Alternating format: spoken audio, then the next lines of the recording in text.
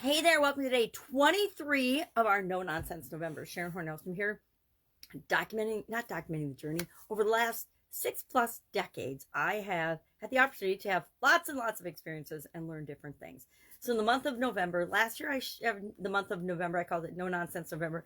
And every day I shared a tool or something that I'd learned throughout my life and my career, which was, 60 years back then, a little over now, that has really benefited me in making some area or aspect of my life better, easier, faster, more efficient, more effective, uh, more fun, more engaging, more adventurous, more something, but a tool that I use. So this year I decided, instead of sharing a tool, since I've done that, and after that I added, it might have been right at before that I added tools to the free 30-day Get Up and Go challenge. And in December, we're doing the 10th free 30-day Get Up and Go challenge since the pandemic started. And in that challenge, every day I share a tool. So we go through at least 30 tools during that challenge, usually more, but 30 for sure, or 31 for sure, because it's a 31-day challenge, that you can use and apply in different areas and aspects of your life to make it easier, to make things faster, to make things less painful for you or more efficient, and to get you better results. The whole reason we apply tools and use tools is to get the result we want faster. We use a hammer to hammer a nail versus our shoe because we know the hammer will nail the thing together, or put the nail in the board or in the wall faster. We use a drill to drill a hole because we want the hole to usually fasten something to. So beliefs is what we're going to talk about today.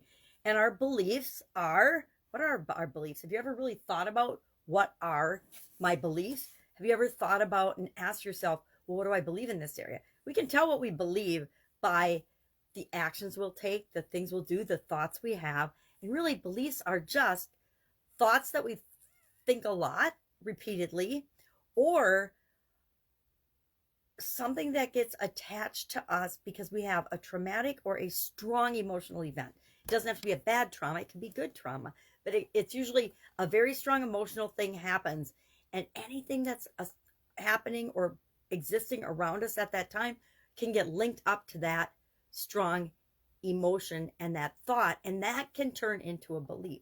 So if when you're a little kid, somebody tells you you are stupid, of course you're not stupid, but if somebody, an adult, a teacher, somebody you look up to or respect, or even your siblings or your parents tell you that you're stupid, instead of saying, okay, that was a silly thing to do, or that was a stupid thing to do, they're like, oh, you're stupid. It's an emotional traumatic thing that happens, you might link up and believe and choose the belief, oh, I'm stupid. And then over the years, as you're growing up and developing, every time something stupid or silly happens to you, what happens? You automatically say to yourself, oh, that's because I'm stupid. Because when I was 3, I did this thing that spilled this, and I got called stupid by my grandma. No, grandma would never call you stupid. She would say, oh, that was a silly thing to do. Let's clean up this mess. So that's how our beliefs are formed. They're formed when we have strong emotional situations or strong emotions around us, or something that we think a lot or are exposed to a lot. So if somebody tells us we are smart and wonderful and creative all the time when we're kids, or as adults, because once we've replaced the stupid programming, we'll start to believe that. And what we believe about everything is everything. We talked about that yesterday. You decide what everything means. You define everything. And that's true of our beliefs too. We have the ability to choose and change our beliefs. Now, as little kids, not so much. We're pretty much stuck in the environment we're in. That's why a lot of kids have a huge disadvantage in terms of they have to overcome all the bad programming that they got from their parents, their teachers, the neighbors, their relatives, their friends, or their parents' friends, rather. So if your parents hung out with goofballs, you might be a goofball. If your parents hung out with drug people, you might be a druggie, etc. And you have to choose as an adult, or choose as you get old enough to make conscious choices, whether you're going to continue that behavior or not. It's why we see kids that have parents that are drug addicts or criminals that become just the opposite. It's why we see they've made a conscious choice to be different. So our beliefs, and one of the things I love to do about my beliefs, because every day I notice something that I believe and I think, who does that belong to? Because the vast majority of our beliefs are formed in early childhood before we're actually consciously thinking and choosing and making decisions for ourselves. They're based on what we're exposed to. So if you're exposed to love and a wonderful environment, chances are you are more loving and you're more open to the possibilities for you, and you have less negative self-talk. Now, that's not necessarily always true.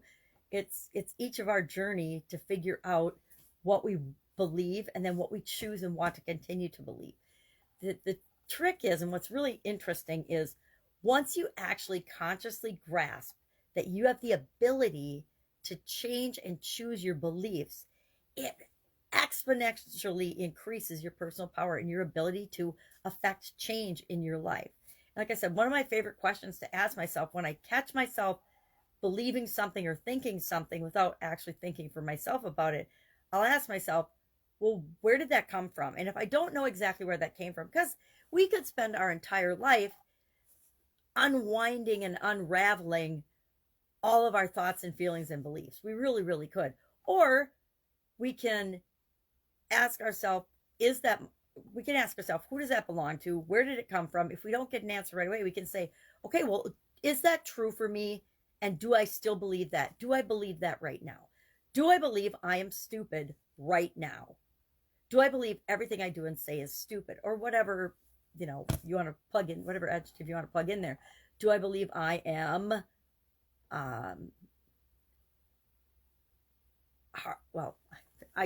whatever you want to plug into instead of stupid, because we can create our beliefs in a positive or a negative way, and we can take and substitute our negative beliefs and negative self-talk about ourselves with a positive. So if I catch myself saying, well, that I'm stupid, that was stupid, I do stupid things all the time, I can flip that around and I can substitute, well, that was a silly thing to do, that's not like me, and then reinforce that I am smart and creative in many areas and aspects of my life, that everyone on the planet does silly, frivolous, stupid things on occasion, right?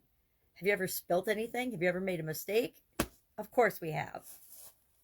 So curious today, challenge you to think about your beliefs today, or just as you go about your day, notice what you think and you believe, and think about, what do you think and believe about yourself?